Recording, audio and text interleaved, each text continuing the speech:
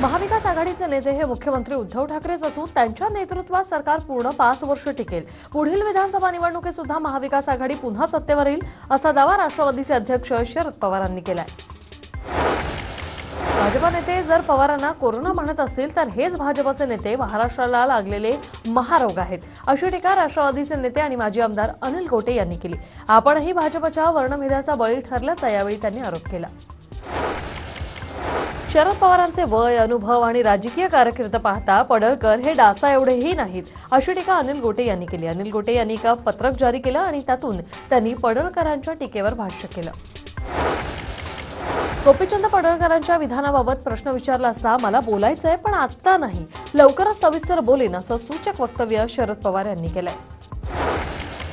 नाशिकमध्ये धनगर समाजाकडून पडळकरांच्या फोटोला दुग्धाभिषेक करत त्यांना पाठिंबा दर्शवण्यात आला। पडळकरांना जातीवाचक बोलण्यात आल्यानं त्यांनी राष्ट्रवादी काँग्रेसचा निषेध केलाय। आशिया खंडात सर्वात मोठी शिक्षण संस्था असलेल्या साताऱ्यातल्या रयत शिक्षण संस्थेची सर्वसाधारण सभा आज होणार आहे आणि या सभेला राष्ट्रवादीचे अध्यक्ष शरद पवार हे उपस्थित असतील। आज गृहमंत्री अनिल देशमुख हे सोलापूर दौऱ्यावर जाणार आहेत। कोरोनावरील परिस्थिती आणि आषाढी वारीचा ते आढावा घेतील। सायंकाळी 4 वाजता ते पंढरपूरचा देखील पाहणी करतील। पंढरपुरात आता आषाढी यात्रा कालावधीत संचारबंदी लागू करण्यात आलेली आहे। 1 जुलैला आषाढी एकादशी आहे आणि त्यानिमित्ताने ही संचारबंदी लागू करण्यात आली। यंदाच्या आषाढी एकादशीवर कोरोनाचं सावट असल्यामुळे 29 जून ते 2 जुलैपर्यंत संचारबंदीचा प्रस्ताव पोलीस प्रशासनाने दिला असून विनापरवाना पंढरपूरमध्ये होणाऱ्या भाविकांवर गुन्हे दाखल होतील, अशी माहिती अप्पर पोलीस अधीक्षक अतुल झेंडे यांनी दिली। संगमनेर कोर्टात वादग्रस्त वक्तव्यामुळे अखेर इंदोरीकर महाराजांवर गुन्हा दाखल झाला। मुला-मुलींच्या जन्माविषयी त्यांनी वादग्रस्त वक्तव्य केलं होतं, अशी तक्रार सामाजिक कार्यकर्त्या रंजना गवांदे यांनी केली होती। रेवस रेडी सागरी महामार्गाचं काम नोव्हेंबर महिन्यात सुरू होणार आहे। सरकारने 4500 कोटींच्या खर्चाला मान्यता दिली, अशी माहिती खासदार सुनील तटकरे यांनी दिली आहे। शालेय फी वाढ न करणाऱ्या राज्य सरकारच्या अध्यादेशाला शिक्षण संस्थांनी उच्च न्यायालयात आव्हान दिलं होतं आणि यानंतर कोर्टाने या अध्यादेशाला स्थगिती दिली असून यामुळे आता शालेय फी वाढ होणार असल्याचं स्पष्ट झालंय। मुख्यमंत्री उद्धव ठाकरेंनी विद्यापीठांच्या अंतिम वर्षाच्या परीक्षा रद्द करत असल्याचं नरेंद्र मोदींना पत्राद्वारे कळवलं। व्यावसायिक बिगर व्यावसायिक परीक्षाही रद्द करण्यात येत असून निर्धारित फॉर्म्युलानुसार गुण देणार असल्याचं त्यांनी या पत्रात म्हटलंय। येत्या 15 आठवड्यात राज्यात मंत्रिमंडळ उस्मानाबादच्या शासकीय वैद्यकीय महाविद्यालयास मंजुरी दिली जाईल आणि त्यानंतर योग्य त्या तांत्रिक बाबींची पूर्तता झाल्याबरोबर वैद्यकीय महाविद्यालयाच्या प्रत्यक्ष उभारणीस सुरुवात होईल, अशी माहिती वैद्यकीय शिक्षण मंत्री अमित देशमुख यांनी दिली। गणेश मूर्तीच्या उंचीबाबत मुख्यमंत्री उद्धव ठाकरे यांनी एक महत्त्वाचा निर्णय जाहीर केला। मंडपात गणेश मूर्तीची उंची यंदा 4 फुटांपर्यंत असावी, असं आवाहन त्यांनी केलं। एसटीचा सर्वाधिक खर्च हा डिझेलवर होतो आणि त्यामुळे एसटी एलएनजी इंधनामध्ये रूपांतरित करण्यात येणार आहे। पहिल्या टप्प्यात डिझेल इंधनावरील 1200 बस एलएनजी इंधनावर रूपांतरित होतील। मालेगावच्या साकूरचे शहीद जवान सचिन मोरे यांच्यावर आज लष्करी इतमामात अंत्यसंस्कार होणार आहेत। गलवान येथे कर्तव्य बजावत असताना त्यांना वीरमरण आलं। नदीत पडलेल्या 2 जवानांना वाचवताना ते शहीद झाले। नंदुरबार जिल्ह्यातील अनेक भागात दमदार पावसाने हजेरी लावल्याने बळीराजा सुखावलेला आहे। दुबार पेरणीचं संकट टळल्याने शेतकऱ्यांना दिलासा मिळालाय। नांदगावमध्ये काल वादळी वाऱ्यांसह पाऊस झालेला आहे। अगदी काही ठिकाणी झाडं उन्मळून पडल्याच्या घटनाही घडल्यात। हिंगोलीत वसमत तालुक्यातल्या काल सलग दुसऱ्या दिवशी मुसळधार पाऊस कोसळला। सलग भागात पाणी साचले, मात्र शेतकऱ्यांना या पावसामुळे दिलासा मिळालाय। औरंगाबादेत मुसळधार पाऊस कोसळला असून या पावसामुळे शेतीच्या कामांना आता वेग आला। या पावसामुळे नागरिकांचा मात्र गोंधळ उडाल्याचं पाहायला मिळालं। पन्हाळमध्ये काल सायंकाळी जिल्ह्यात पावसाने दमदार हजेरी लावली आणि यामुळे हवेत गारवा निर्माण झाला। वाशिमच्या रिसोड तालुक्यातल्या 1.5 तास कोसळलेल्या मुसळधार पावसामुळे 400 हेक्टरपेक्षा जास्त शेतीचं मोठं नुकसान झालं। दुबार पेरणीही वाया गेल्यानं शेतकऱ्यांवर तिबार पेरणीचं संकट ओढावलंय। खासदार सुप्रिया सुळे रायगड दौऱ्यावर जाणार आहेत। वादळग्रस्त भागात त्या मदतीचं वाटप करणार आहेत। निसर्ग चक्रीवादळाच्या जाहीर झालेल्या निधीतील 1 रुपया अद्यापही सिंधुदुर्गला मिळाला नसल्याचा आरोप भाजप आमदार नितेश राणे यांनी केलेला आहे. 25 कोटींची मदत फक्त जाहीर करण्यात आली, मात्र 100% पंचनामे होऊनही जिल्ह्यात दमडीही आली नाही असा आरोप त्यांनी केलाय. रायगडमध्ये वादळग्रस्त विमाधारकांना परतावा मिळण्यासाठी ओरिएंटल इन्शुरन्स कंपनीचे अधिकारी मोठ्या रकमेची मागणी करत असल्याच्या तक्रारी आलेल्या आहेत आणि या अधिकाऱ्यांना वटणीवर आणल्याशिवाय गप्प बसणार नाही असा इशारा सुनील तटकरे यांनी ओरिएंटल कंपनीला दिलाय. इचलकरंजीमध्ये 1 दशलक्ष लिटर पाणी आरक्षित असून सध्या शहराला 65 दशलक्ष लिटर पाण्याची आवश्यकता आहे. दूधगंगा नदीतून पाणी आणण्यासाठी मार्ग मोकळा झालाय. मुबलक पाणी पुरवठ्यासाठी एक योजनाही आखण्यात आली आहे. नंदुरबार जिल्ह्यात पेरण्या झाल्या असून पावसाने दांडी मारल्याने शेतकरी आता अडचणीत सापडलाय. पेरणी केलेलं बियाणं वाया जाण्याची भीती असून कापूस लागवडही धोक्यात आलेली आहे आणि यामुळे बळीराजाला चांगल्या पावसाची प्रतीक्षा आहे. यवतमाळमध्ये नेरूमधून 180 किलोमीटरचा प्रवास करून विक्रीसाठी नेलेला कापूस वणी इथल्या सीसीआयच्या केंद्रावर अर्धाच खरेदी करण्यात आला आणि त्यामुळे संतप्त झालेल्या शेतकऱ्यानं कापसाच्या गाडीसह जिल्हा उपनिबंधक कार्यालयात धडक दिली. शेतात पेरणी केलेलं सोयाबीन बियाणे न उगवल्याने लातूर जिल्ह्यातील हासेगाव येथील शेतकऱ्यांनी गळफास घेऊन आत्महत्या केली. दुबार पेरणीचं संकट ओढवल्याने त्यांनी आत्महत्या केल्याचं समोर आलंय. उस्मानाबादमध्ये बोगस सोयाबीन बियाण्यांमुळे नुकसान झालेल्या शेतांचे पंचनामे सुरू करण्यात आले. दुबार पेरणीची वेळ आल्यानं सरकारकडून आर्थिक मदतीची मागणी होते. उस्मानाबादमध्ये पावसाने खंडत दिल्याने जमिनीचा पोत आणि ओलावा पाहून पेरणी करण्याचं आवाहन शेतकऱ्यांना कृषी विभागाने केलंय. खरीप हंगामातील पेरणी अंतिम टप्प्यात आली असतानाच गंगाखेड येथे शेतकऱ्यांनी पीक कर्जासाठी मोठी गर्दी केली. मात्र बँक अधिकारी पीक कर्ज वाटप करण्यास प्राधान्य देत नसल्याने शेतकऱ्यांमधून तीव्र संताप व्यक्त होतोय. लॉकडाऊननंतर अचानक विजेची भरमसाठ बिलं असल्यामुळे सातारकर गोंधळून गेलेले आहेत. दरम्यान वीज बिल व्यवस्थित तपासून बिलाची आकारणी करा, कुठेही दबाव आणून वसुली करू नका असा इशारा आमदार शिवेंद्रराजे भोसले यांनी महावितरणच्या अधिकाऱ्यांना दिला. तब्बल 5 महिन्यानंतर वाशिमचे पालकमंत्री शंभूराज देसाई जिल्ह्याचा दौरा करणार आहेत. 28 आणि 29 जून या दिवसात ते कोरोनासह विविध उपाययोजनांचा आढावा घेतील. कोरोनातून बरे झाल्यानंतर मंत्री अशोक चव्हाण नांदेडमध्ये परतले आणि यावेळी त्यांचं स्वागत करण्यासाठी कार्यकर्त्यांनी गर्दी केली होती. मात्र चव्हाण यांनी कार्यकर्त्यांना लांबूनच नमस्कार करत अभिवादन केलं.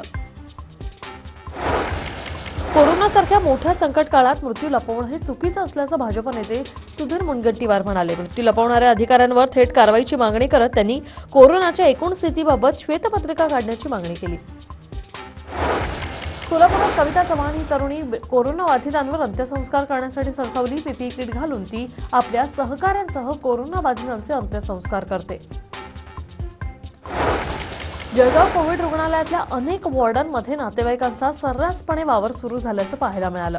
मात्र नातेवाईकच कोरोनाग्रस्तांची सेवा करत असून यावर रुग्णालय प्रशासन रोख का लावत नाही असा प्रश्न आता उपस्थित झालाय.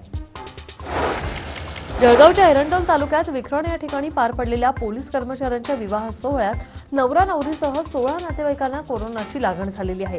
या लग्नात 100 पेक्षा अधिक वऱ्हाडी उपस्थित होते. बुलढाण्यात संग्रामपुरातल्या प्राथमिक आरोग्य केंद्रातील डॉक्टरचा अहवाल पॉझिटिव्ह आला असून त्याच्या संपर्कातील 10 ते 12 जणांना क्वारंटाईन करण्यात आलं. कोरोनाच्या संपर्कात आल्यानं या डॉक्टरला लागण झाली.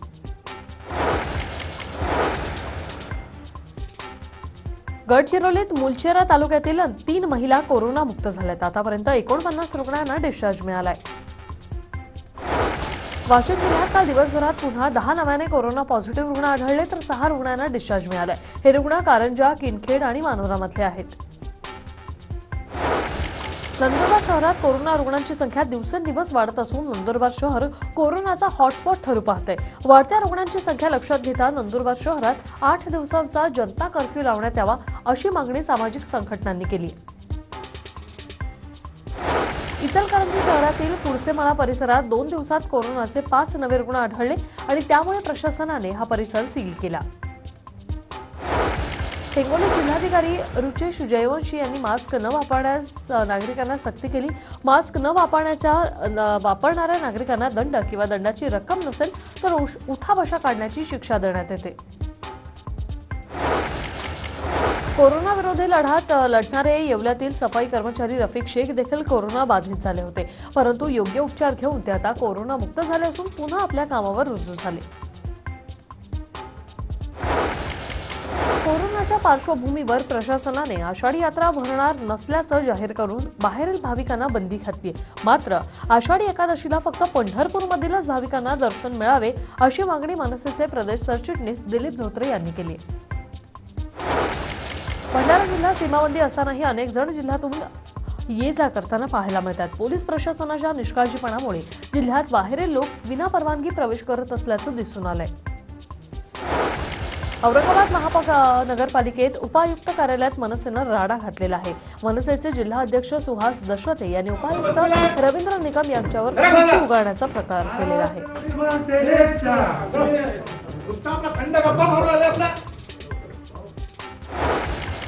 नागपूरच्या नगरसेवकांची वर्क ऑर्डर झालेली कामं का थांबवली या प्रश्नावर पालिकेच्या सभेत आयुक्त तुकाराम मुंडे अडचणीत आलेले आहेत। या संदर्भात लेखी उत्तर 6 जुलैपर्यंत सादर करण्याचे महापौरांनी निर्देश दिले।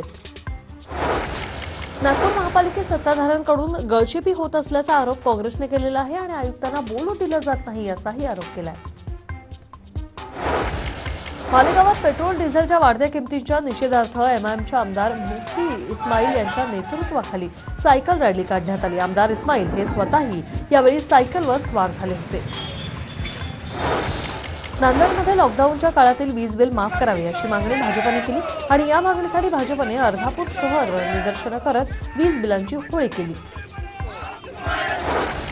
नागपुरात शिवसेनेने पेट्रोल आणि डिझेलच्या वाढत्या दराविरोधात आंदोलन केलं। केंद्र सरकारने पेट्रोल डिझेलचे दर कमी करावे अन्यथा रस्त्यावर उतरून शिवसेना उग्र आंदोलन करेल असा इशारा करण्यात आलाय।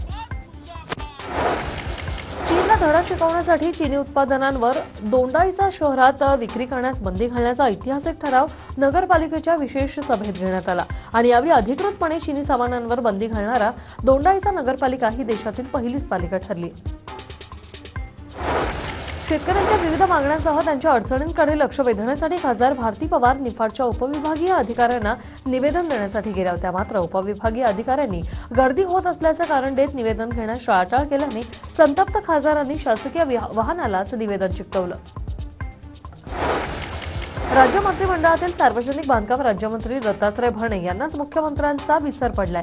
नाभिक समाजाच्या मागणीसंदर्भात प्रश्न विचारल्यानंतर त्यांनी मुख्यमंत्री देवेंद्र फडणवीस असा उल्लेख केला आणि त्यानंतर चूक लक्षात आल्यावर पुन्हा मुख्यमंत्री उद्धव ठाकरे असा उल्लेख केलाय।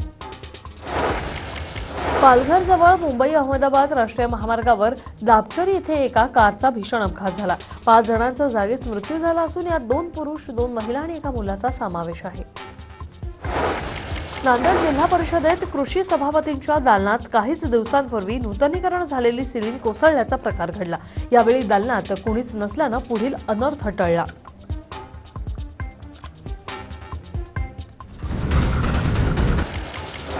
नागपुरात जरीपटका परिसरात 9वी शिकणाऱ्या मुलाला बहिणीने मोबाईल न दिल्याच्या रागात या मुलाने राहत्या घरी गळफास घेऊन आत्महत्या केली। पोलीस पुढील प्रकरणाचा तपास करतायत। नाशिकच्या सडको इथल्या पाटील नगरमधील एका विवाहितेने राहत्या घरी गळफास घेऊन आत्महत्या केली। कोरोनामुळे माणसं कशी असतात ही गोष्ट समजली असं या महिलेने आत्महत्येपूर्वीच्या चिठ्ठीत लिहिल्याचं आढळून आलंय। मुंबईत 1993 सालच्या साखळी बॉम्बस्फोट प्रकरणातील मुख्य आरोपी टायगर मेमनचा भाऊ युसुफ मेमन याचा नाशिकच्या मध्यवर्ती कारागृहात मृत्यू झाला। हृदयाच्या धक्क्यानं त्याचा मृत्यू झाल्याची प्राथमिक माहिती समोर आली आहे। नाशिकच्या अडगावकर सराफावर गुन्हा दाखल करण्यात आलेला आहे। सुवर्ण संधी धाम दुप्पट योजनेच्या नावाखाली लाखो रुपयांची फसवणूक केल्याची त्याच्यावर तक्रार करण्यात आलेली आहे। आणि या सर्व बातम्यांचाच या बुलेटिनमध्ये आता वेळ झाली इथेच थांबण्याची। नमस्कार।